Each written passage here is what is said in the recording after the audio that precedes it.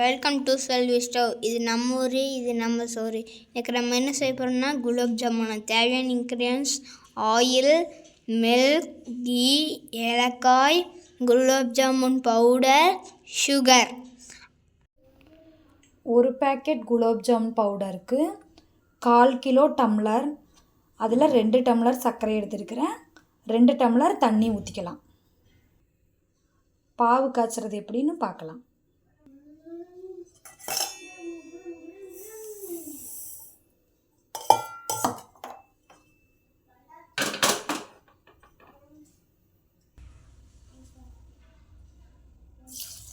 ரெண்டு டம்ளர் சர்க்கரைக்கு 2 டம்ளர் தண்ணி. பாவு எப்படி காய்ச்சறதுன்னு பார்க்கலாம்.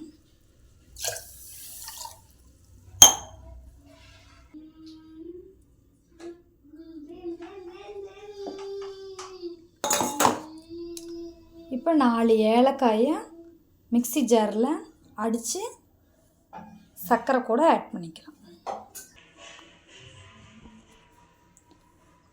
கொஞ்சம் சர்க்கரை 4 ஏலக்காய் போட்டு பவுடர் பண்ணியிருக்கேன். அதையே தண்ணி கூட ஆட் பண்ணிக்கலாம். இப்போ ஏலக்காய், சர்க்கரை, தண்ணி எல்லாம் நல்லா கலக்கிக்கலாம்.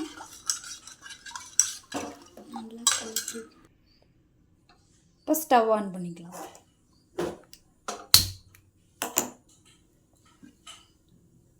இப்போ நம்ம பாவு காய்ச்சறதுக்கு ஸ்டவ்வில் வச்சுக்கலாம். நல்லா பாவு உங்களுக்கு பதத்துக்கு வர்றதுக்கு கரெக்டாக 15லேருந்து 20 நிமிஷம் ஆகும்.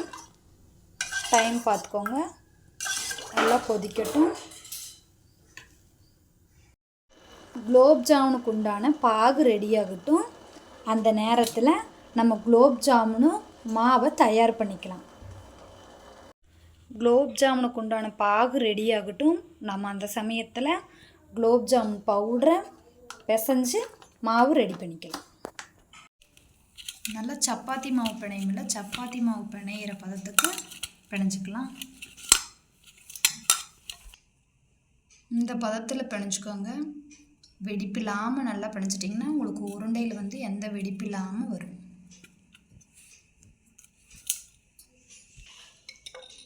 நெய் 1 ஸ்பூன் எடுத்துக்கலாம்.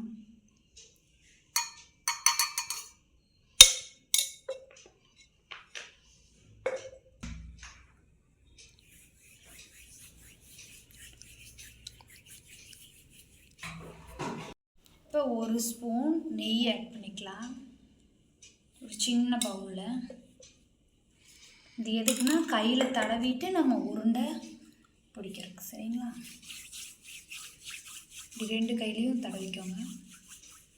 நம்ம பிடிச்சி வச்சுருக்கிற மாவு இருக்குல்ல, அந்த மாவை சின்னதாக உங்களுக்கு எந்த அளவுக்கு சைஸ் வேணுமோ அந்த அளவுக்கு மாவை எடுத்து இப்படி நல்லா 2 உள்ளங்கையில் வச்சு இப்படி உருட்டினீங்கன்னா அழகாக உங்களுக்கு உருண்டை வரும்.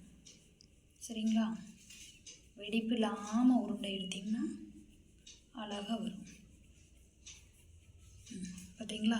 இந்த மாதிரி பிடிக்கணும்.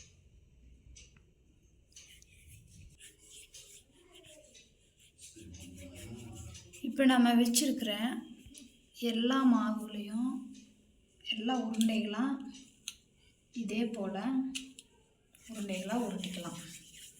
நீங்கள் அப்பப்போ கையில் இப்படி நெய் தொட்டு இப்படி தேய்ச்சிட்டிங்கன்னா உங்களுக்கு ஒட்டாமல் வரும். அவ்வளோதான். எல்லா உருண்டைகளையும் இதே போல் பிடிச்சிக்கலாம். இப்போ பாருங்கள் ஃப்ரெண்ட்ஸ், நம்மளோட குலோப் ஜாமுன் பவுடரோட எல்லா உருண்டைகளையும் பிடிச்சி வச்சு இந்த கன்சிஸ்டன்சியில் பிடிச்சிக்கோங்க. இப்போ நம்ம பிடிச்சி வச்ச இந்த உருண்டைகளை எல்லாம் எண்ணெயில் போட்டு பொரிச்சு எடுத்துக்கலாம். அதுக்குள்ளே நம்ம பாகு எப்படி ரெடியாக இருக்குன்னு போய் பார்க்கலாம். இப்போ பாருங்கள் ஃப்ரெண்ட்ஸ், நம்மளோட பாகு ரெடி ஆகிடுச்சு. பாகுவோட பதம் எப்படி பார்க்குறதுன்னா, இப்போ பாகில் இருக்கிற தண்ணியை கொஞ்சம் எடுத்து இப்போ பாகுவோட தண்ணியை எடுத்து இப்படி விட்டு பார்த்தீங்கன்னா இதில் ஒரு லேயர் மாதிரி ஃபார்ம் ஆகுதா, இதுதான் உங்களுக்கு பதம். சரிங்களா? இந்த ஸ்டேஜில் ஆஃப் பண்ணிடலாம். இப்போ பாகுவை இறக்கிக்கலாம்.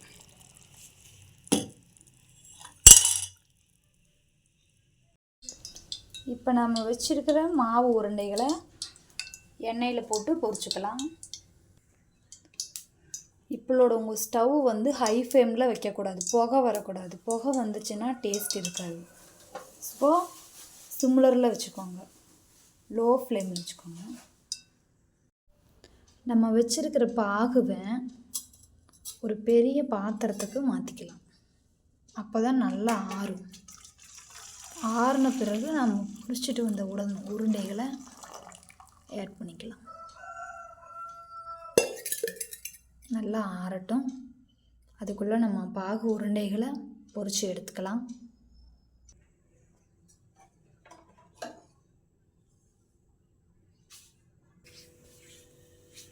இப்படி ஸ்டவ்வை லோ ஃப்ளேமில் வச்சுக்கோங்க. இப்போ நம்மளோட உருண்டைகளை போட்டு பொரிச்சுக்கலாம்.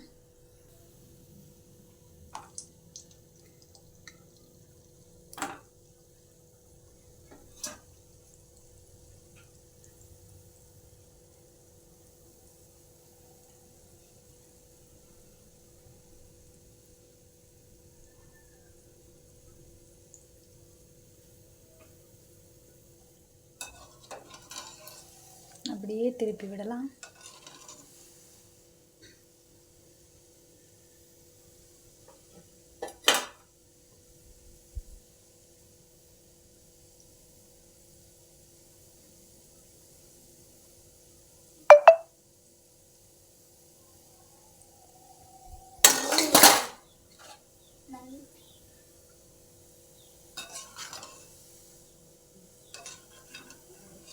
இந்த கலர் வரும்போது எடுத்துக்கலாம். இந்த மாதிரி ப்ரௌனியாக வரும்போது எடுத்துக்கலாம். இப்போ பாருங்கள் ஃப்ரெண்ட்ஸ், நம்மளோட குலோப் ஜாமுன் பவுட்ரு அழகாக பிசைஞ்சு சூப்பராக பொரித்து எடுத்தாச்சு. இப்போ நம்மளோட பாகு நல்லா ஹீட் ஆறுனதுக்கப்புறம் சேர்த்துக்கலாம். நம்ம ஆற வச்சுருக்கிற நம்ம செஞ்ச பாகில் நம்மளோட குலோப் ஜாமுன் உருண்டைகளை ஒன்று ஒன்றா சேர்த்துக்கலாம். இது நல்லா ஊறக்கு 3லிருந்து 4 மணி நேரம் ஆகும். அதுக்கப்புறம் பார்க்கலாம் நம்மளோட குலோப் ஜாமுன் மிக்ஸ் எப்படி இருக்குன்னு பார்க்கலாம். பாருங்கள் ஃப்ரெண்ட்ஸ், நம்மளோட குலோப் ஜாமுன் எவ்வளோ டேஸ்ட்டாக எவ்வளோ சூப்பராக கலர்ஃபுல்லாக வந்திருக்குதுன்னு நீங்களும் ட்ரை பண்ணி பாருங்கள். நம்மளோட ரெசிபி உங்களுக்கு பிடிச்சிருந்தா லைக் அண்ட் சப்ஸ்கிரைப் பண்ணுங்கள். பாய், நெக்ஸ்ட் வீடியோவில் பார்ப்போம்.